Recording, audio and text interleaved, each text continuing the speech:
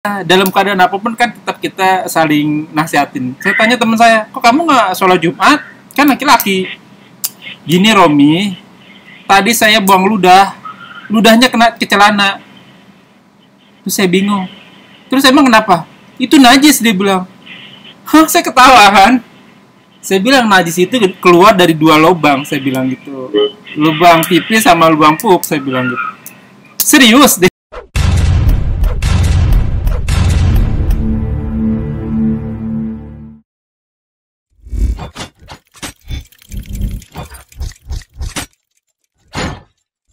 La ilaha illallah Muhammadun Rasulullah alaihi salatullah wa alihi wal ahib.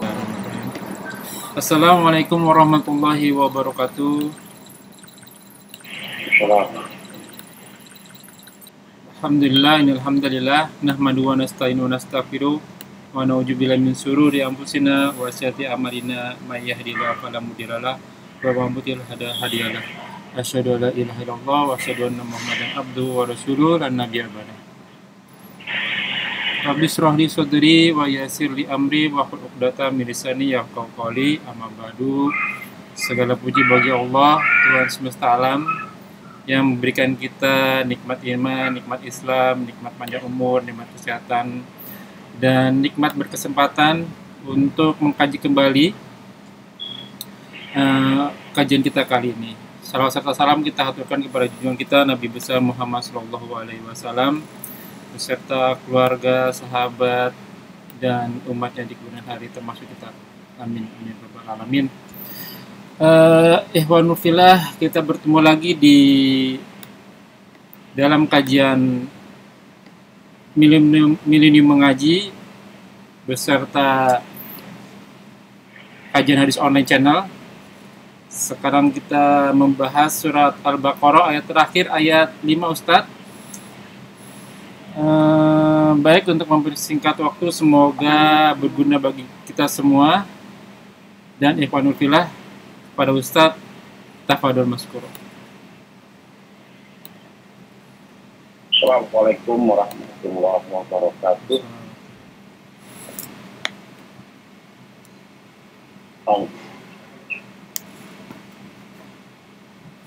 Innal hamdalillah nahmaduhu wa nasta'inuhu wa nastaghfiruh wa na'udzu billahi min shururi anfusina wa min sayyiati a'malina. May yahdihillahu fala mudilla lahu wa may yudlil fala hadiya lahu. Asyhadu an la ilaha illallah wahdahu la syarika lah wa asyhadu anna Muhammadan abduhu wa rasuluh.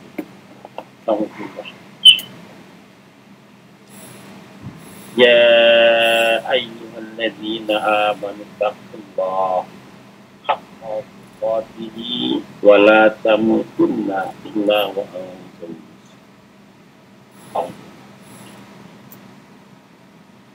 Bismillahirrahmanirrahim. Ya ayyuhan nas taqu rabbakumul ladzi khalaqakum min nafsin wahidah wa khalaqa minha zawjaha wa bassa minhuma rijalan katsiran wa nisaa wa taqullaha alladzi tasaaluna bihi wal arham innallaha kana 'alaikum raqiba. Allahumma shalli ala Muhammad wa ala alihi wa sahbihi wa man tabi'ahum bi ihsan ila yaumil din. Khairukum man ta'allama al-Qur'an wa 'allama. Hadirin jamaah yang dirahmati oleh Allah Subhanahu wa taala, kita coba kembali karena rahmat Allah Subhanahu wa taala telah membaca kita kepada syukur kepada Allah Subhanahu wa taala yang telah membaca kita kesempatan bertemu kembali untuk mengkaji kajian kita, kajian-kajiannya.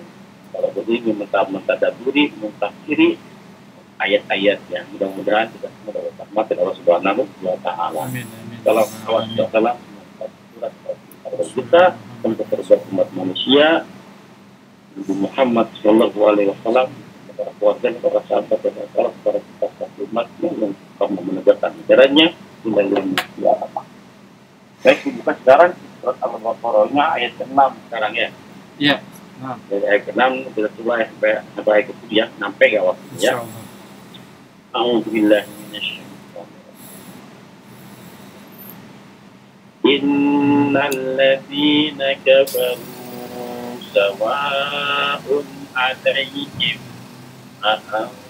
أأنذرتهم أم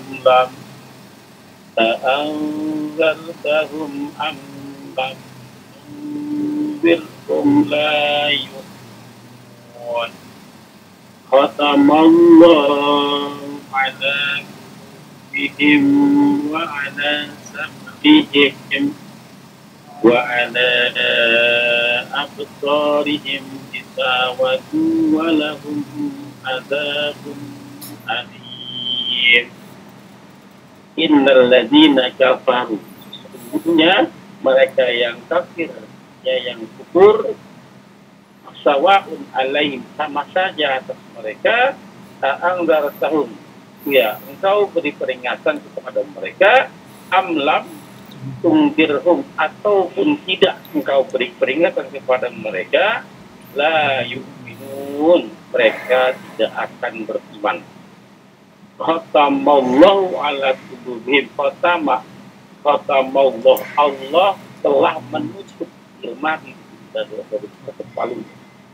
Allah telah menutup ala qulubihim, atas hati mereka, wa ala sam'ihim, dan atas pendengaran mereka, wa ala absarihim, dan juga penglihatan pandangan mereka, gisawah, ada penutupnya, ada kuncinya, ada segel, ya, walahu, dan bagi mereka azabun azim, azab yang sangat besar, yang sangat kuat, yang sangat besar, agung, yang sangat ya, azabun azim yang sangat besar. Nah, ayat sebelumnya kita berbicara tentang ciri-ciri orang-orang yang beriman, ciri-ciri orang yang bertakwa. Ya, Allah jelaskan supaya kita dengan mengetahui ciri-cirinya, kita bisa mengikuti, minimal ya yang kurang kita tambah gitu kan. Jadi kita termasuk orang-orang yang bertakwa. Dan bukan cuma untuk kita bisa mengetahui teman kita, saudara kita ini orang yang bertakwa bukan. Dengan tahu ciri-cirinya, oh ini orang yang bertakwa, oh ini orang yang bertakwa, maka mudah kita untuk apakah kita putuskan berteman dengan dia atau tidak. Ya, kali ini kita disebutkan adalah kebalikannya dari orang yang bertakwa, dia adalah orang-orang yang kafir. Ya, dengan mengetahui sifat dan ciri-cirinya, maka kita akan jadi hati-hati. Yang pertama, jangan-jangan kita ada dalam diri kita ciri-ciri kekufuran di situ. Jangan-jangan ada pada diri kita. Yang kedua, juga berhati-hati, jangan sampai kita salah pilih teman. Jangan-jangan teman kita ini, atau bahkan istri kita, pasangan kita, anak-anak kita, malah termasuk orang-orang yang kafir, menentang agama Allah Subhanahu wa Ta'ala. Nah, dengan dipikirkan ciri-cirinya, cuma dua di sini. Ya, cuma dalam perihal Allah ya. Baik, kita buka. A'udzubillahi minasyaitonir rajim. Innal ladzina kafaru, sesungguhnya berarti penegasan. Karena Allah yang lebih tahu siapa yang kafir, makanya dibilangin bentuknya khobar, sesungguhnya. Loh, udah pasti itu. Sudah pasti. Sesungguhnya alladzina kafaru, mereka yang kafir. Ya, kafaru dari kata-kata kafaro, kafa dan ro, kafaro. Ya, artinya menutup atau menolak. Ya. Nah, dalam ilmu istiqoh ya, ilmu istiqoh itu ilmu gaya bahasa ya. Nah, huruf-huruf yang berakhiran ro itu artinya sama, artinya juga artinya menutup. Ya, kafaro, sakaro, kabaro, ya kan? Apalagi kasaro, sakaro, semua artinya menutup.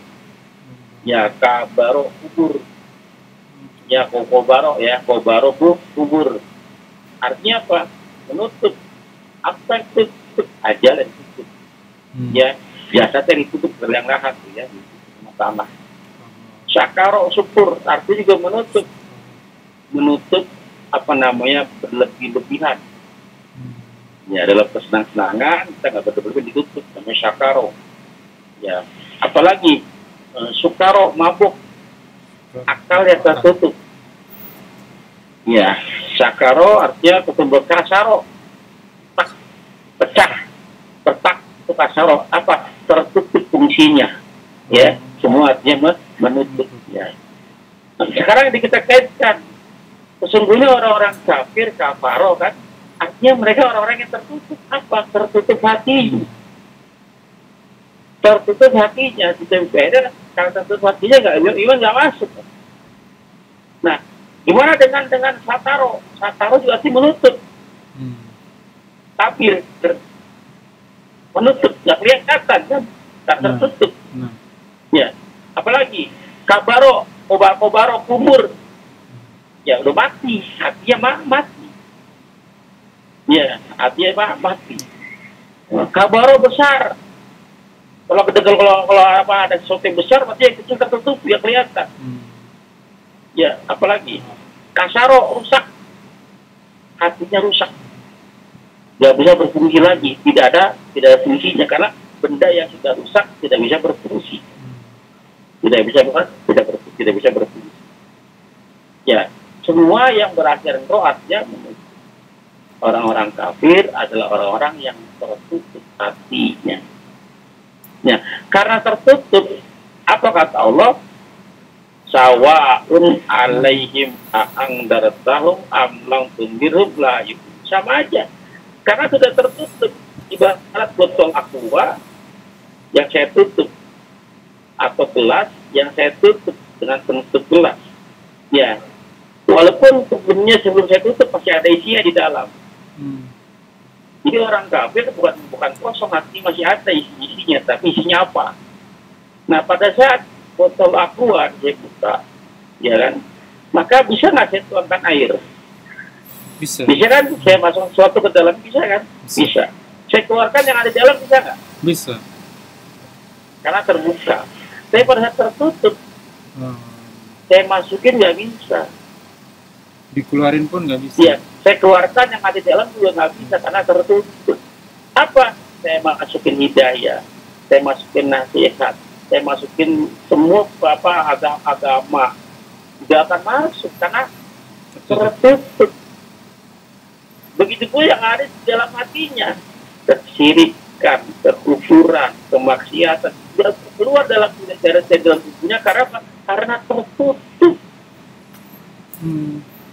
Karena tertutup. Kayak kata Nabi, sawaun sama aja, wahai Rasul. Ya, ke atas mereka orang-orang kafir, kamu beri peringatan atau kamu diamkan saja, nggak dikasih peringatan, mereka nggak akan pernah beriman. Nazaro, anzir, ya, anzir berarti arti peringatan. Sifat fungsi Quran cuma dua. Fungsi Quran cuma dua, memberi peringatan dan memberi kabar gembira. Basir wa nadir, kan, memberi kabar gembira, memberi peringatan. Nah, apa itu peringatan? Apa itu nazir? Apa itu anzir? Memberi peringatan.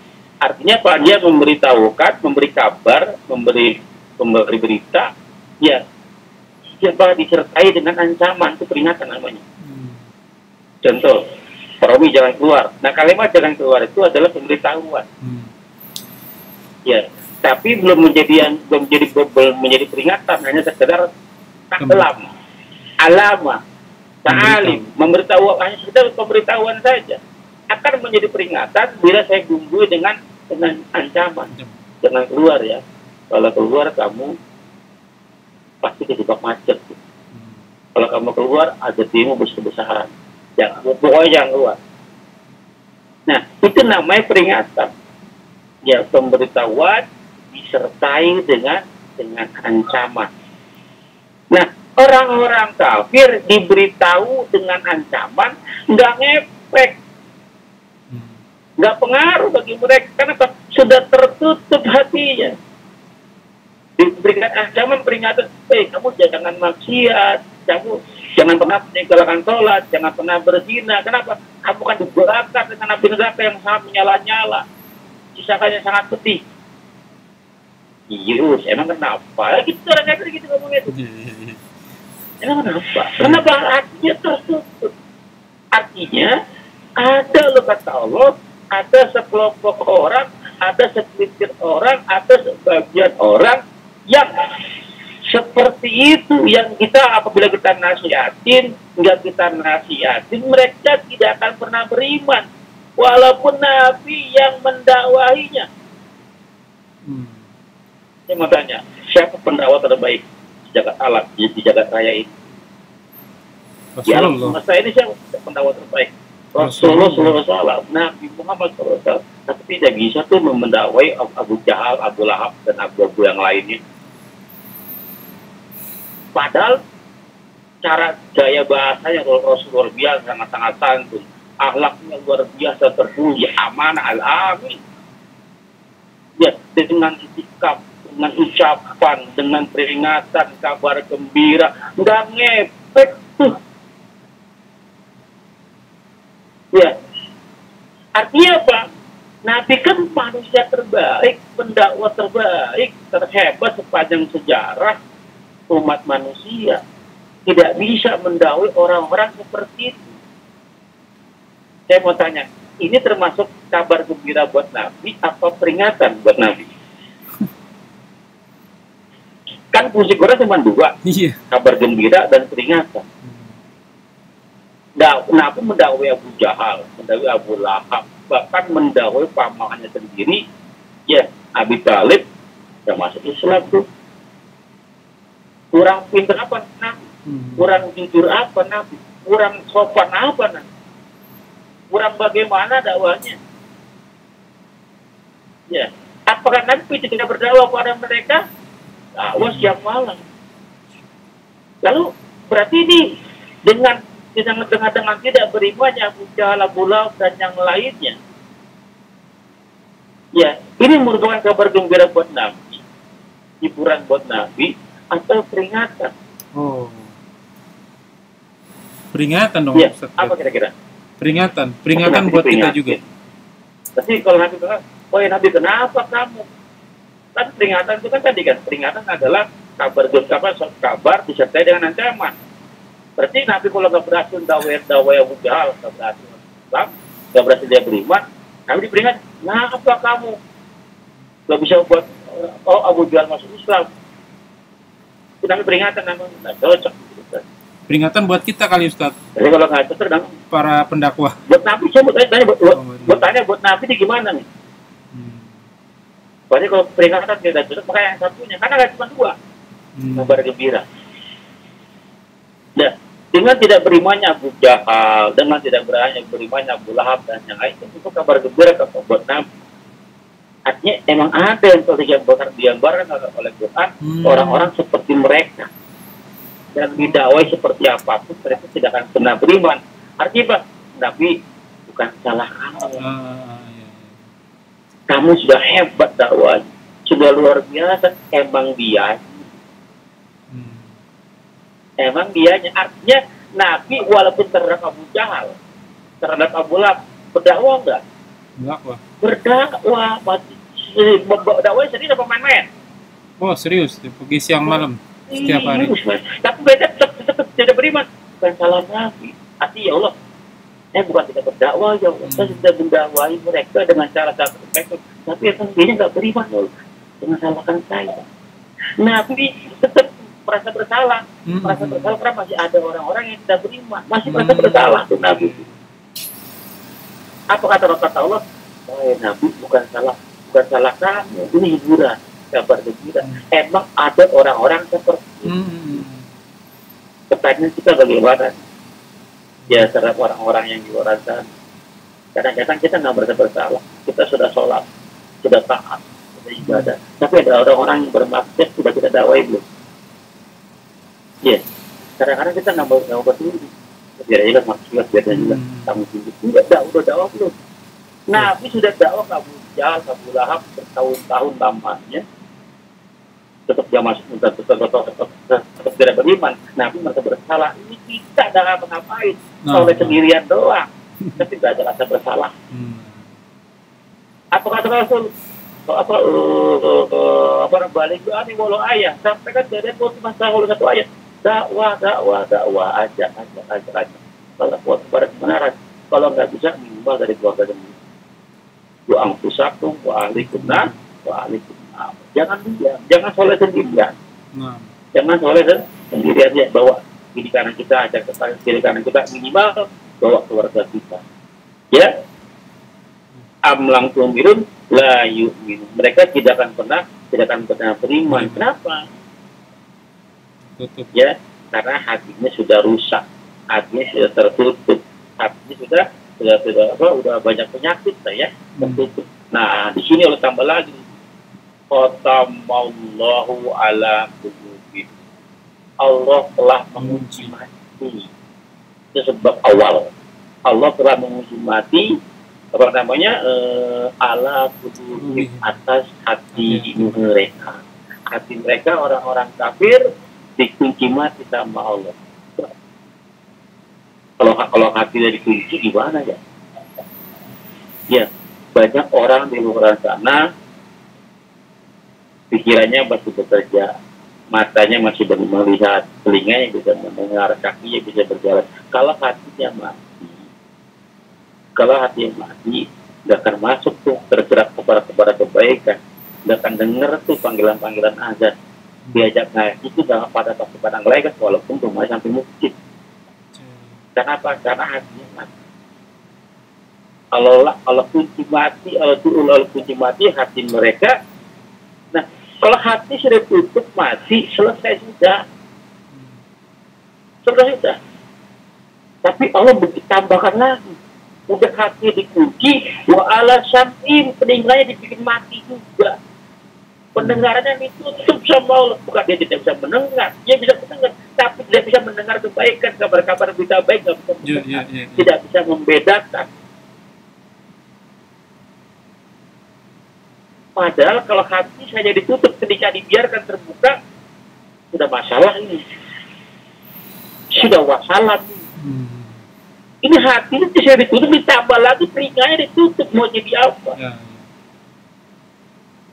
Ya. Udah telinga ditutup, masih kurang. Matanya ditutup sekalian, absorihim, disawak, dikasih lak, dikasih shadow tuh penglihatannya. Bukan buta.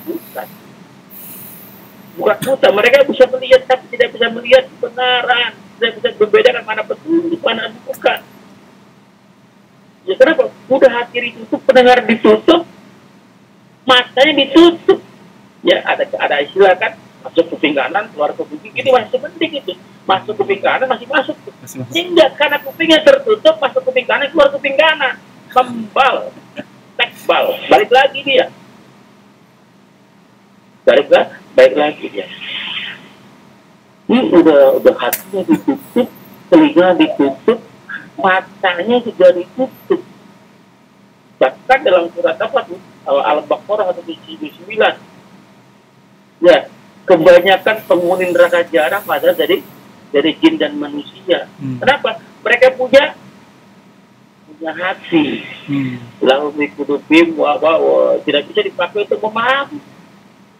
Hatinya buta, hatinya mati. Dikasih telinga nggak bisa mendengar telinganya. Dikasih mata nggak bisa melihat matanya. Ya, seperti binatang ternak. Ya, bahkan lebih hina lagi. Binatang ternak, dia bisa punya mata nggak? Punya mata. Dia hanya kita melihat hijaunya rumput. Oh, ini makanan saya.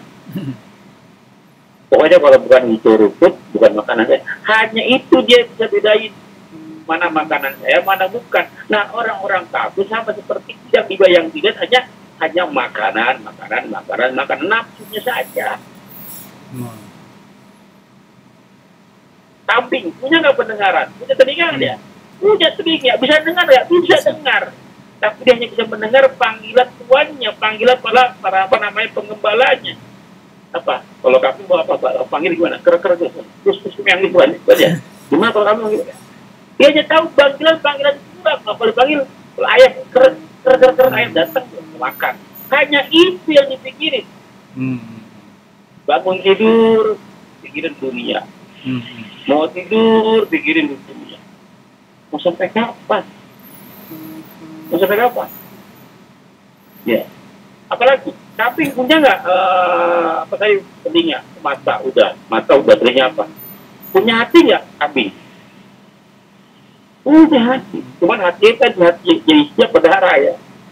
Hati nggak bisa membedakan mana kebenaran mana tidak. Nah, ya orang-orang yang orang-orang kafir seperti itu, seperti binatang ternak. Nah pertanyaannya, jangan-jangan ada pada diri kita. Dikasih mata, dikasih telinga, tapi begitu-begitu aja.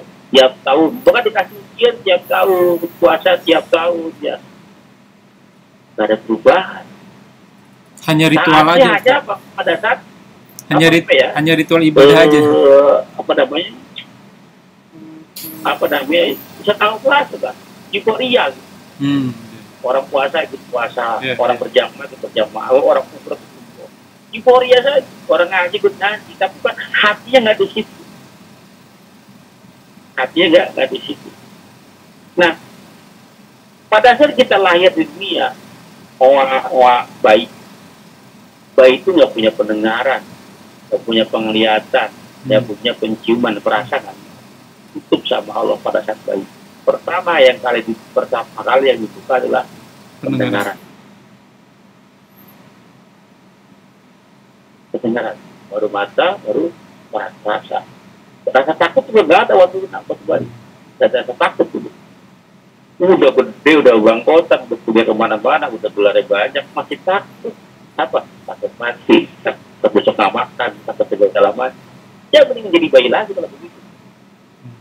Mending jadi bayi lagi, gitu kan?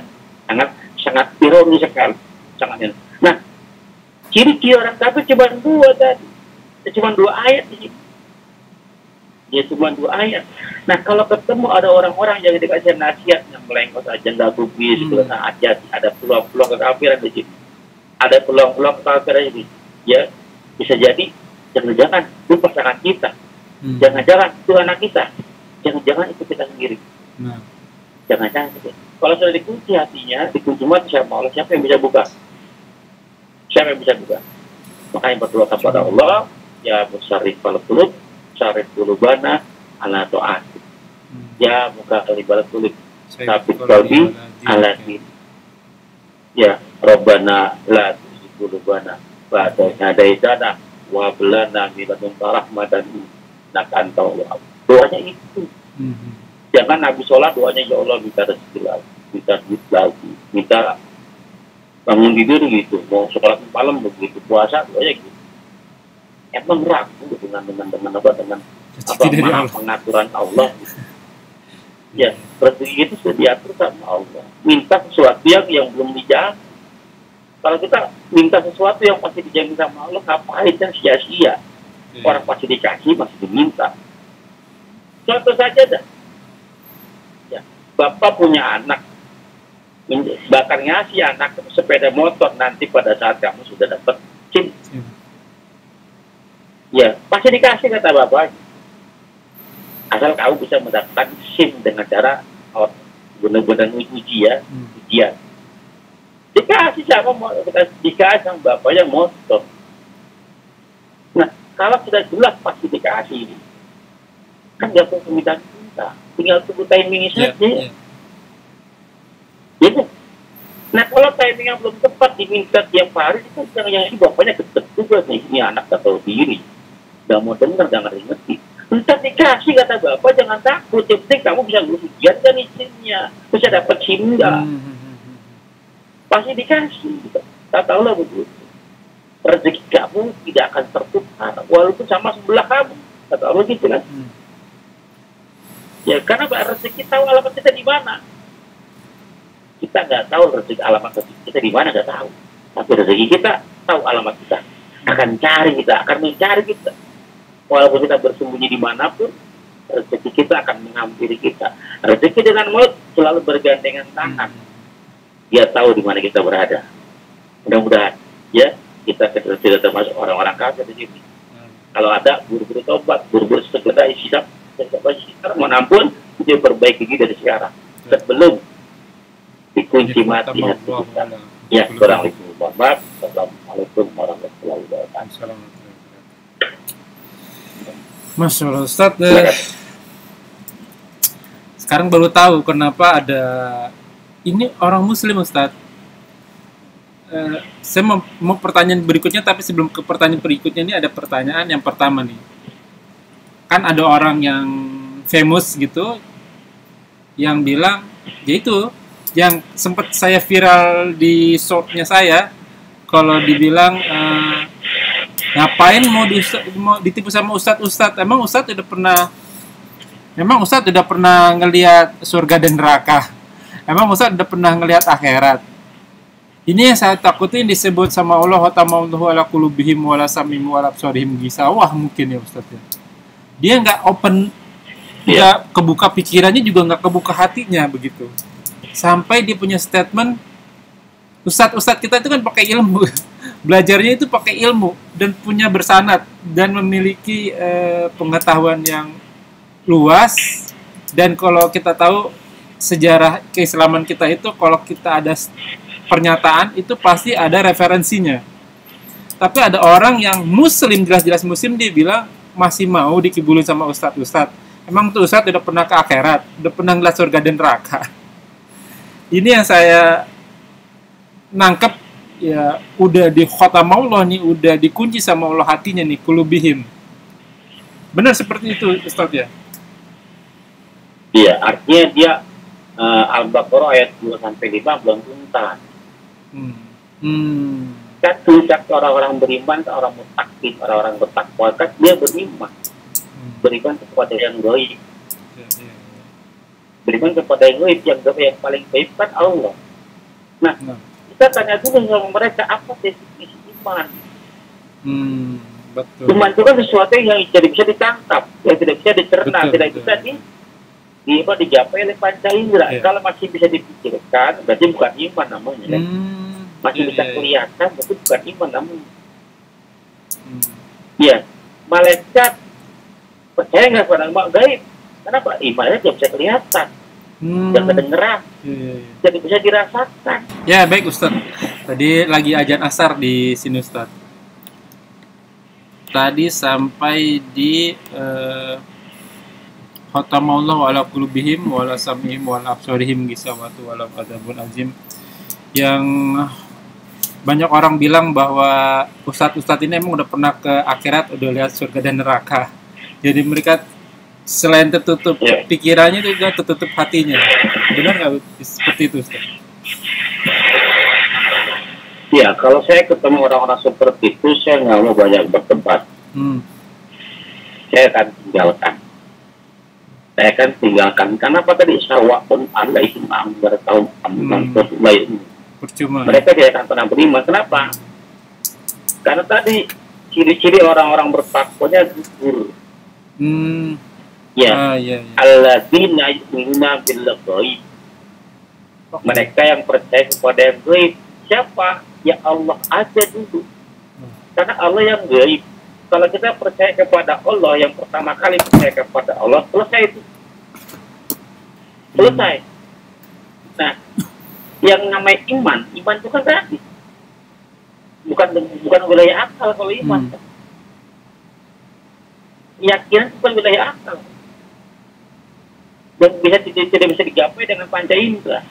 Itu kan iman kan. Yakin dalam hati.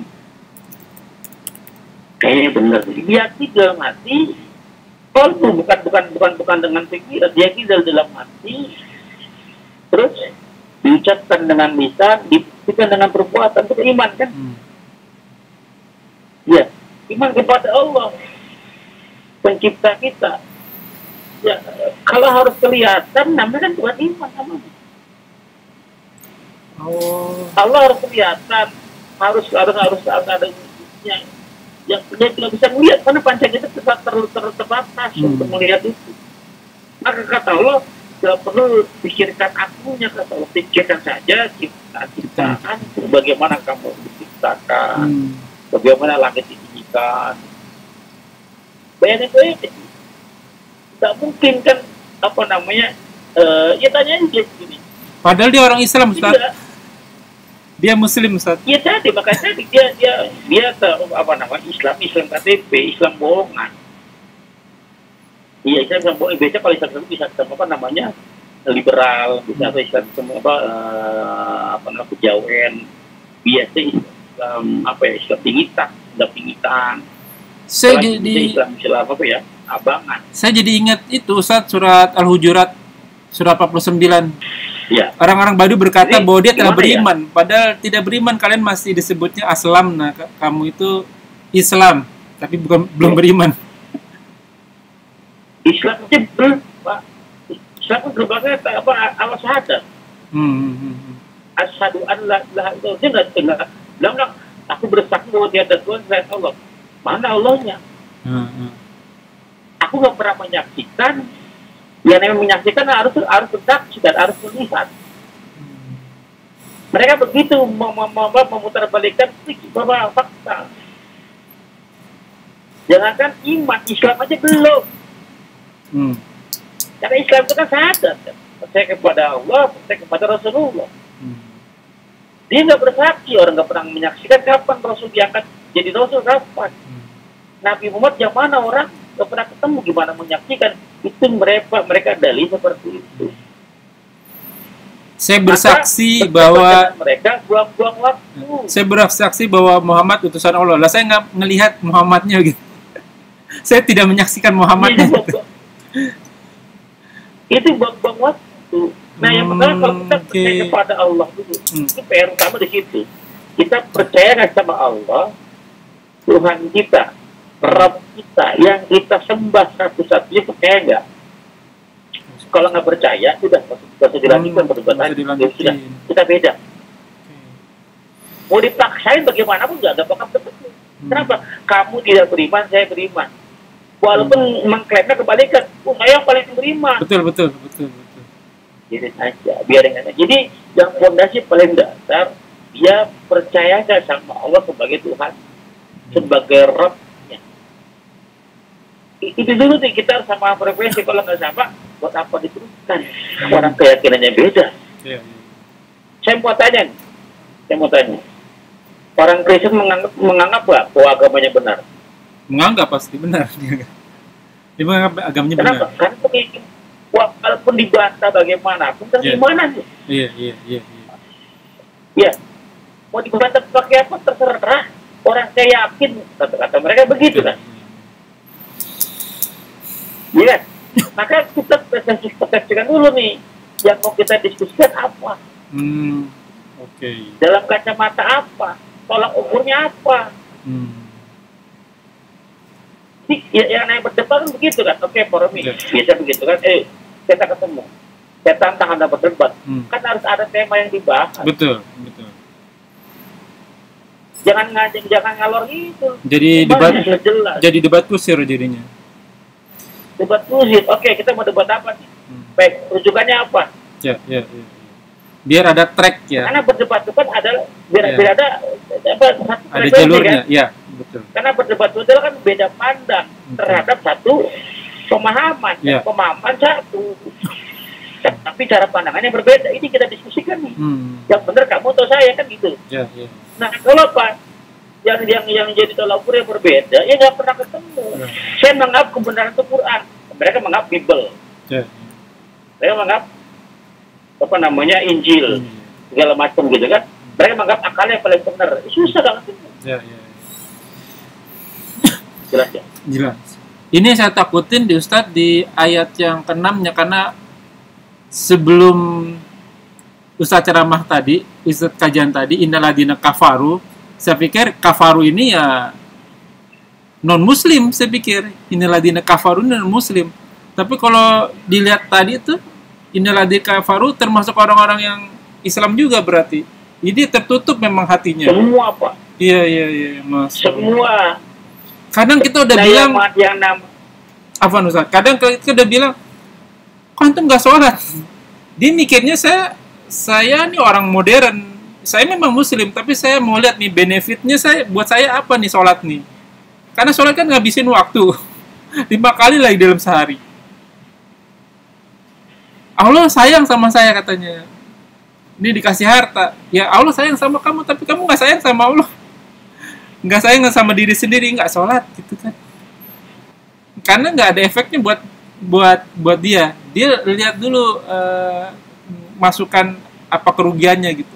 Kalau nggak ada masukannya buat dia nggak mau ngelakuin. Padahal dia orang Islam juga. Udah berkali-kali kita singgung sholat ya. Emang saya mikir juga Allah itu ngasih perintah sholat 5 waktu, itu berarti ngingetin kita juga ngingetin yang lainnya Ustaz ya. Nih kita nggak cuma ngomong tapi kita ngelakuin. Itu aja orang nggak. Kalau orang Betawi bilangnya tambeng Ustaz. Udah dikasih tahu susah banget kayaknya. Saya mikir lagi, benar juga tadi ya. Berarti kabar baik ya buat para pendakwah nih. Mudah-mudahan saya termasuk begitu. Jangankan kita ya, Rasulullah aja sekelas Rasul aja nggak usah ngomongin Abu Talib deh. Abu Lahab itu pamannya sendiri juga kan, masuk ke dalam Al-Quran. Bahwa dia termasuk orang-orang yang merugi lah begitu. Ya memang kabar baik buat kita. Jadi sengotot-nyotot apapun kalau udah sama Allah, khatamallahu ala qulubihim ya sawaun alaihim andartahum almam tundiru, yang percuma kita berikan peringatan atau tidak berikan peringatan, mereka tidak akan beriman. Ini salah satu Milenium Mengaji sama kajian hadis online itu syiar. Benar-benar saya nggak ria gitu. Saya juga buatin buku buat, saya dulu pengajar Ustadz, sama juga kayak Ustadz dosen gitu.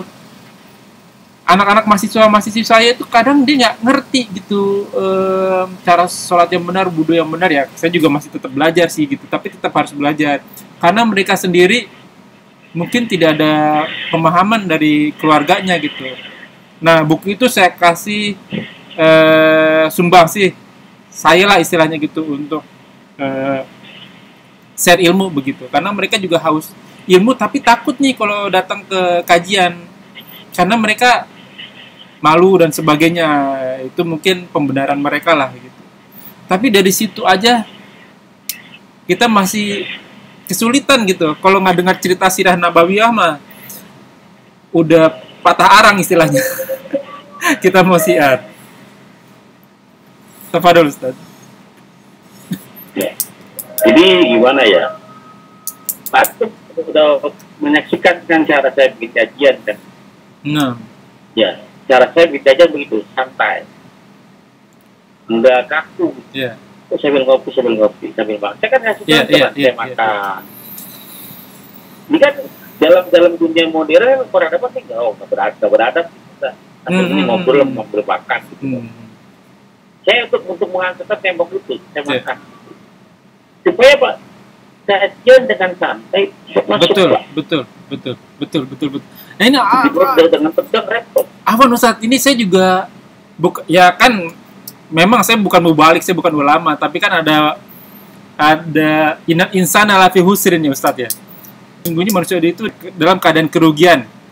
Kecuali yang saya underline itu watawasau bihaq, watawasau bisobri. Jadi kita ada kewajiban untuk menasihati teman yang lain. Kalau ditanya begitu ya kan. Memang mereka lebih enjoy, lebih lagi azan ya Ustaz. Oh Isa itu. Ya, tadi semana ya Ustaz ya, tadi sampai teman-teman itu enjoy kalau mereka itu nggak serius gitu. Sambil ngobrol-ngobrol, sambil ngopi-ngopi itu mereka lagi masuk. Pernah suatu ketika saya tanya sama teman saya itu, ini anak-anak desain ya Ustaz, tahu sendiri anak desain kan. Tato sana, tato sini, cepak sana, cepak sini rambutnya. Dalam keadaan apapun kan tetap kita saling nasihatin. Saya tanya teman saya, kok kamu nggak sholat Jumat? Kan laki-laki. Gini Romi, tadi saya buang ludahnya kena ke celana. Terus saya bingung. Terus emang kenapa?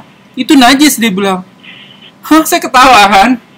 Saya bilang najis itu keluar dari 2 lubang, saya bilang gitu. Lubang pipis sama lubang pup, saya bilang gitu. Serius dia. Tapi muka serius Ustaz. Muka dia emang dia nggak tahu gitu. Nah dari situ akhirnya terjadilah dialog gitu.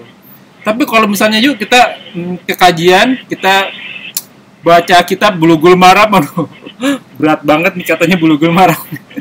Lebih enak emang mungkin ya komunikasi zaman sekarang seperti itu kali anak-anak.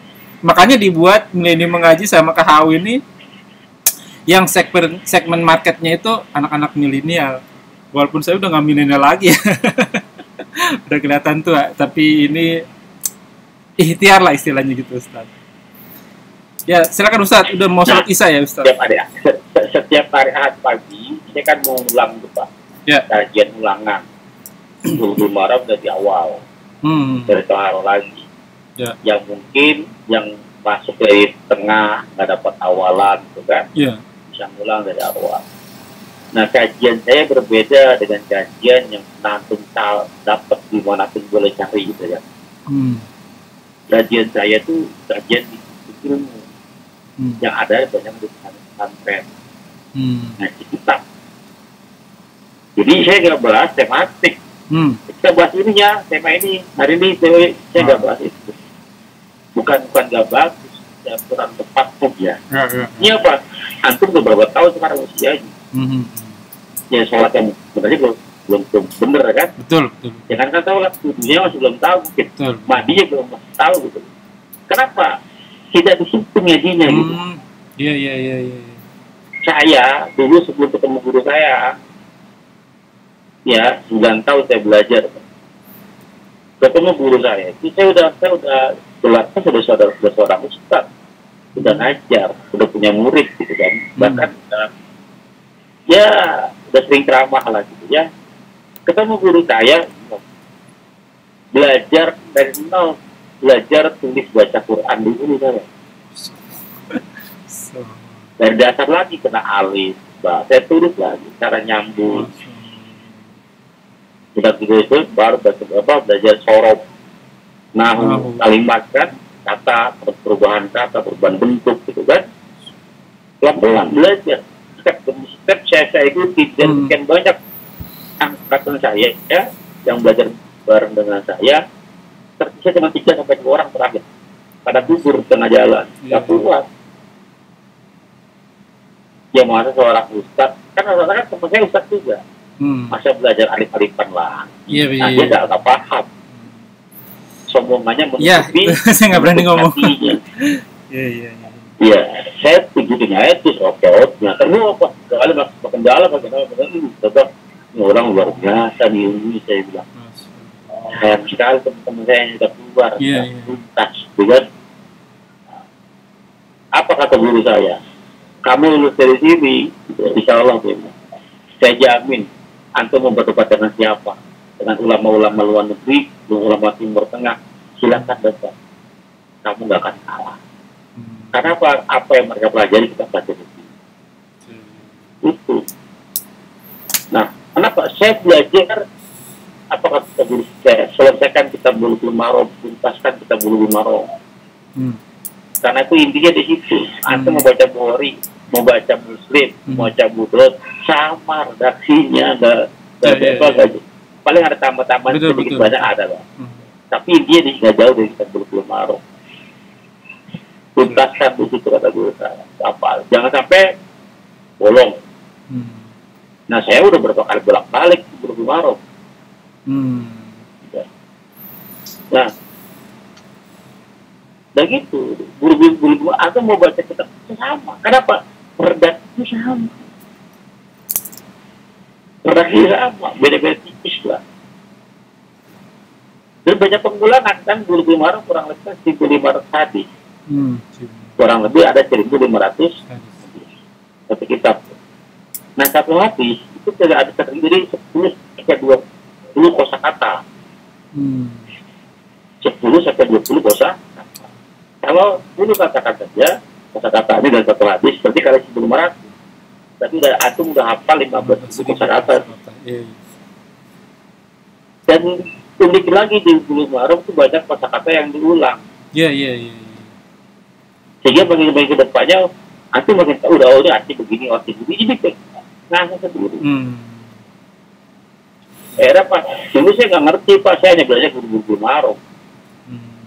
Pas saya punya kitab, bukunya punya Bukhari, bisa baca semua, karena redaksinya sama, paling beda-beda dikit lah gitu. Yang beda-beda kita cari di kamus. Era selesai. Kasihan ke teman-teman saya yang mundur dari awal. Gak mau sabar terhadap proses. Nah, gitu. Mulai dari sekarang, Toharo. Pada pada saat antum selesai ngaji tohara mari tohara tentang air, paham nggak? Ya paham dikit buat air. Nah, guru ini sesuatu ulang lagi, Bapak. Makin ngelopak lagi. Oh, ternyata ini yang kemarin saya belum paham. Pas diulang, oh begini maksudnya. Pendalaman materi jadi kemantapan. Oh, begitu. Akhirnya Pak, antum mau diskusi apa saja, mau berdebat apa saja tentang toharo, tentang air katakan. Jangan salah dong ulama-ulama tidak salah. Tapi ingat, yang bahas air doang ya, jangan bahas dulu air aja gitu kan. Belum bahas mandi ya. Kenapa? Saya belum nyampe babnya gitu kan. Kalau betul. Ya, ini udah selesai nih bab air, naik bejana, naik lagi cara menghilangkan. Antum tahu gak cara bersihkan kompol yang kena kasur? Waduh, saya biasanya dicuci aja itu. Udah berapa tahun tuh. Ngajinya udah kemana-mana aja. Iya kan? Iya. Yang di kasur nih kena ompol, gimana cara ngebersihin? Kasurnya ya, bukan spraynya Ustadz ya? Ya makanya ada materi di kitab Bulughul Maram. Jadi apa namanya, belajar begitu. Iya. Kalau itu masih SD, jangan belajar materi-materi SMP. Pusing. Udah nyaman aja SD, apa waktu bermain, ngitung gitu kan, baca. Udah nikmati saja dah. Jangan banyak protes gitu. Siapa belajar kok pengaruh lagi tuh orang di berproses dan ngerti aja gitu kan. Udah tadi ketemu nanti naik. Jadi kalau anak tangga tertib. Satu dinaikin, jangan loncat jatuh nanti kamu gitu kan. Jatuh kepleset. Pelan-pelan naikin tangga itu nyampe ke atas kok. Sabar. Asal tangganya dinaikin. Maksudnya jam materi didatengin. Baik Ustadz, kita tutup dulu nih Ustadz. Mau salat isya ya Ustadz ya? Masalah. Alhamdulillahirrahmanirrahim. Wa ya ihwanul muslim, jazakumullah wa iyakum. Alhamdulillah nih, setiap kajian pasti selalu ada tambahan-tambahan ilmu ya. Semoga apa yang kita bahas menjadi ladang amal buat kita. Semoga majelis ini diberkahi. Semoga amal yang kita kerjakan dan yang akan kita kerjakan diterima oleh Allah dan menjadi ladang amal tambahan buat kita di akhirat. Semoga segala kesalahan diampuni dan diganti pahala dengan segala kemurahannya. Kulul haq min rabbikum, bahwa semua yang benar datangnya dari Allah dan yang salah mohon dimaafkan. Wallahu a'lam bisawab. Kita tutup dengan kafaratul majelis. Subhanaka Allahumma wa bihamdika asyhadu an la ilaha illa anta astaghfiruka wa atubu ilaik. Wa akhiru da'wah walhamdulillahirabbil alamin. Wa billahi taufiq wal hidayah. Wassalamu alaikum.